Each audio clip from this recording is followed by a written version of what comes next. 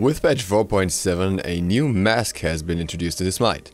This mask is Lono's mask. Now Lono's mask functions a little differently from the mask we have so far, and it's supposed to be for supports mainly. The passive reads as follows. Being within assist range of a minion or jungle camp monster death without dealing the killing blow awards stacks. Only the closest allied guard in assist range with Lono's mask will get the stack. Stacks provide plus 2 max health per stack and stack up to 75 times. Upon reaching 75 stacks, you gain 400 gold. The item itself costs 500 gold. It only has 5 HP 5, so extra health over time. What's unique about this item compared to other masks or other items that give bonus gold of some sort is that the bonus gold is capped. You can only get up to 400 bonus gold and then it stops. You can sell Lono's mask and get a new one and get the bonus gold again, but that also means you lose the extra health that you would get from it and you have to stack it again. The interaction of working with both minions in lane and jungle camps is not unique to Lono's mask. Watcher's Gift has the same thing. BUMBA'S mask, on the other hand, only works for jungle camps. With all this information in mind, it's worth comparing the items that are supposed to give you extra gold as a support. With Captain Twig recently having built a Watcher's Gift on a jungler, we may also argue that this item could be looked at for junglers, but I'll leave that for another video because that's a bit of a different topic altogether where other factors have to be discussed. So for this topic, we're just comparing all the masks plus Traveler's Shoes in the intention to compare them for a support and how much gold it gets them. As all these items work a little differently, some stats have to be cleaned up a little bit. I'll explain that in the process of looking at these tables we have here. So the items we're comparing are Watcher's Gift, Lono's mask, Traveler's Shoes, BUMBA'S mask, and the corrected values for Lono's mask. I'll explain that later. First of all, the simple gold per minion values. The gold per minion value for Watcher's Gift is 5. For Lono's mask, it's actually 5.33. For Traveler's Shoes, it's 30 per guard, so not per minion, technically speaking. And then for BUMBA'S mask, it's 4, but only for jungle creeps. If we try to make gold per minute values out of this, there's a lot of factors that have to be considered. For the sake of making this somewhat comparable, I chose to go with a value of getting 2 minion waves per minute, so 12 minions per minute, versus 2 guards being hit while having Traveler's Shoes per minute, versus 3 camps being hit while having BUMBA'S mask, 2 of those camps having 3 minions, and 1 of the camps having 2 minions. These values favor BUMBA'S mask a little bit because especially as a support you will not always get 3 camps. This is basically a maximum that you would usually see on a support. For Traveler's Shoes, it's kind of hard to put down an average because it really depends on your playstyle as well. You can easily hit 3 guards per minute if you roam a lot and try to just maximize your farm with Travelers, but usually you have to be somewhere at certain times and there's not necessarily another enemy there for you to get an extra proc of the item, so I figured this would be a decent average, assuming that, you know, you will be in lane against roughly 2 enemies a lot of the time. Therefore, the gold per minute values look as follows. Watcher's Gift, 60, which would be higher if you did jungle camps in between the waves, obviously. Lono's mask, 63.96. Traveler's Shoes, 60. And BUMBA'S mask, 32. BUMBA'S mask, even though we're putting it in a favorable spot here, has significantly lower gold per minute values than the others, looking at the uncorrected values here. So this is something worth keeping in mind, especially because it was still built a fair few times. Now the time for full stacks for Lono's mask is roundabout, if we're just doing the minions in lane, 6.5 minutes. This always depends on if you get every single minion. It also depends on if you rotate out into camps in between with someone else. So it could be quicker, it could be slower. It really depends on how well you're playing. The maximum bonus value for Lono's mask is 233 gold. This is down to the fact that the price of Lono's mask is 500, but the sell value is only 333. As you get a flat extra value with the extra 400 gold, you can basically just subtract that there, and this max bonus gold value is what you'll reach in the end. So realistically, the item gives a little less gold than it would look like at first, because you have to keep in mind that it doesn't stack on infinitely like the others do. Then again, you want to sell all starter items eventually, and even Traveler's Shoes you want to trade out late game. So you will have a gold loss with each of these items. The gold loss really depends on the price of the item. For Watcher's Gift, it's 267 gold. For Lono's Mask and BUMBA'S Mask, it's 167 gold each. And for Traveler's Shoes, it's 467 gold. The items also have bonus stats, something that is worth mentioning. They're not just about the gold. With Watcher's Gift, that's 100 health, 5 MP5 and 5 magical and physical protections each. For Lono's Mask, that's an extra up to 150 health, assuming full stacks, and 5 HP5, which I think is notable because it's something that was taken off Watcher's Gift, and if you combine the two, it gives you a little more sustain in lane. For Traveler's Shoes, it's 25 HP5, and for BUMBA'S Mask, it's 5 MP5. So a very mana-hungry character would make great use of Watcher's Gift combined with BUMBA'S Mask here. On a little side note, I wanted to compare the health value you get from Lono's Mask versus Traveler's Shoes. And assuming we have full stacks on Lono's Mask already, you have 150 health plus 5 HP5, then it would take 37.5 seconds out of combat with Traveler's Shoes to out-heal Lono's Mask's extra HP. Because the HP5 compared to the HP5 of Lono's Mask plus the extra health would take that long, which is a reasonable amount of time you have to be out of combat, assuming that you are going to trade a lot, but you will going to back in between, and whenever you back, then the benefit is in favor of the health once again.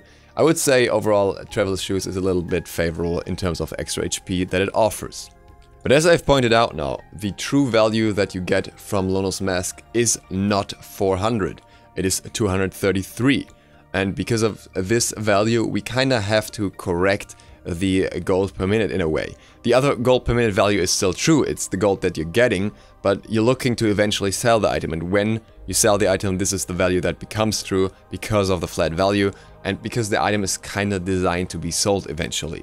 If we're doing that, then we have to subtract the 167 that we lose upon selling from the 400 and divide it by the 75 stacks that we have, meaning a minion will give you 3.1 gold. So quite a significantly lower value. If we assume still the 2 waves per minute, then you would end up with a gold per minute of 37.32. This is actually somewhat closer to BUMBA'S Mask. I said if we do in a favorable thing where we grind out the whole jungle as a support together with somebody else, then you would get around 32 gold per minute, whereas Lono's Mask is now at 37.32. That's pretty close to each other, but there are things that are worth keeping in mind. A, BUMBA'S Mask obviously stacks on forever. So in the long run, BUMBA'S Mask would give you more gold. B, BUMBA'S Mask has a major downside, that is, when somebody else has it as well, you're gonna share those values. The one who's closer to the camp will get the extra gold, and that is usually not the support if there's at least a jungler around. So that kinda puts Lono's Mask in a better spot. Lono's Mask, you're also not as dependent on sticking with the jungler and clearing the camps together, because as long as you're getting assists, it doesn't matter where you're getting them. You can get them in lane or in the jungle, and there are phases as a support realistically where you not spend the whole time in the jungle, and the gold per minute from BUMBA'S Mask is going to be significantly lower. The advantage of BUMBA'S Mask in that regard is that you get healed from the camps as well, and you get your extra MP5. But I do think it's reasonable to trade that out for Lono's when Lono's gives you extra health in return in the long run, and it also gives you HP5, so you might not be as dependent on that. You have the MP5 from Watchers, and as a support you should usually be fine with sustaining throughout the game in various ways anyways, and you shouldn't be dependent on the camp heal the same way that a jungler, for example, is. Let's make one thing very clear here. The bonus gold value from Lono's Mask is not crazy. The nice sounding 400 gold is a fair bit less when you actually look at it, and if you keep running around through the jungle for 4 minutes hitting everyone with your Traveler's Shoes, you probably have the same value as the max bonus value of Lono's Mask as well. At the same time, there is not too much of a loss in Lono's Mask. It's a starter of in a way, so you get that instead of some extra pots, or instead of BUMBA'S Mask, and I would say that Lono's Mask for supports should generally be more beneficial than BUMBA'S Mask. At the same time, it will not be able to replace Watcher's Gift at all, because Watcher's Gift just keeps going through the game and just has higher benefits overall. And it will also probably not replace Traveler's Shoes in a build that used Traveler's Shoes beforehand. The reason for that is that the gold spike you're getting is very sudden. You have to reach these full stacks to get that extra gold spike, and it does kind of hinder your power curve a little bit, but not in a bad way because you're usually getting it very, very early into the game. The question is it going to be worth more for you to get a chalice right away to ward? I know some people are very opposed to that, Emilzy would be a prime example here, but in the end it might save you more gold than getting the extra gold from Lono's Mask, depending on your playstyle really. This is the important point here.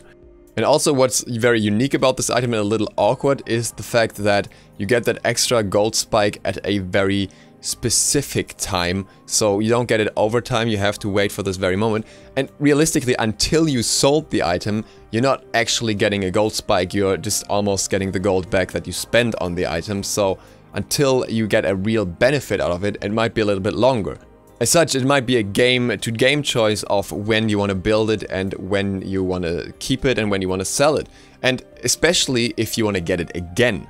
Theoretically, that can be done to get another extra bonus gold of up to 233, but then again you have to build the stacks again, so that's something that you have to keep in mind. And they're not building in team fights, they're building from minions. Not every support will benefit equally from this item because it depends a little bit on what you're after. For example, a support that looks for a lot of early aggression will not make that much use out of this. You're better off just getting your pen boots, your CDR boots early on, just to get that aggression going and maybe get your team ahead more instead of looking for personal gold.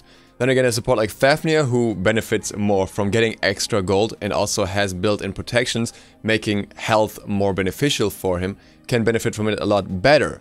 So it's not only a game by game, but also a god choice. In the end, I do believe that Lono's Mask is better than I initially gave it credit for. You just have to figure out when you can afford building into it, when you need other items more urgently. For example, sometimes you may just want that Mark of the Vanguard, or you may just want the boots as fast as possible, and in those situations you may not be able to get it. The point is that you can pretty much build it at any point in the mid-early game as well. It doesn't have to be rushed at the start of the game, and it will still make its benefit because it doesn't need that long to get the full stacks and get the full benefit out of it. Like I said, roughly 6 to 7 minutes. So that is okay even if you get it around the 8-minute mark or something. You can still get the full benefit before you get into the team fight situations. All in all, a lot of things to consider. I would probably very likely get it over BUMBA'S Mask on supports now because it does more for you personally as a support and it doesn't put your team behind at the same time. For now, I will only put it on supports. We'll see about that down the road. But I think it's not a bad choice if you put it in a build in the right way and you know about the ups and downs of the item. With that, thank you guys for watching. I hope this was informative. I hope this was insightful. If you enjoyed this video, I would very much appreciate if you click the subscribe button and maybe the bell. It really helps me out. Other than that, see you for the next one tomorrow. ZiSotto, out.